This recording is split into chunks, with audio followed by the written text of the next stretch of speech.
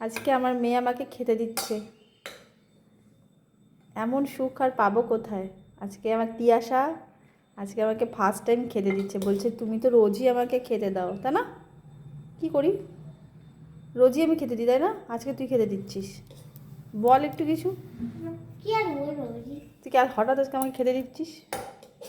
মন চাইছে বলে। ও মন চাইছে, আচ্ছা ঠিক আছে, ব্যাস ব্যাস এইটুকুনি, আর না। এবার তুমি নাও। নিচ্ছি, দাঁড়াও। আস্তে পড়ে গেলো। ঠিক আছে ঠিক আছে ঠিক আছে, আমি আমি তুলে দেবো, ঠিক আছে তুমি নিজে ভাত নাও। ঠিক আছে, ওইটুকুনি ভাত খাবো সেটাই ভাবছি, বাবার জন্য রেখে দিতে হবে। না বাবা খাবে না ভাত। বাবা খাবে না ভাত, সব ভাত আমি নিয়ে নেবো। সব নিয়ে তুই যতটুকু নিবি নে, আস্তে রাতে আস্তে খাবো। আস্তে আস্তে আস্তে। হুম, ঠিক আছে।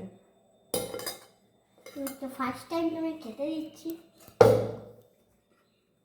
রাতে আবার খাওয়া যাবে এটা।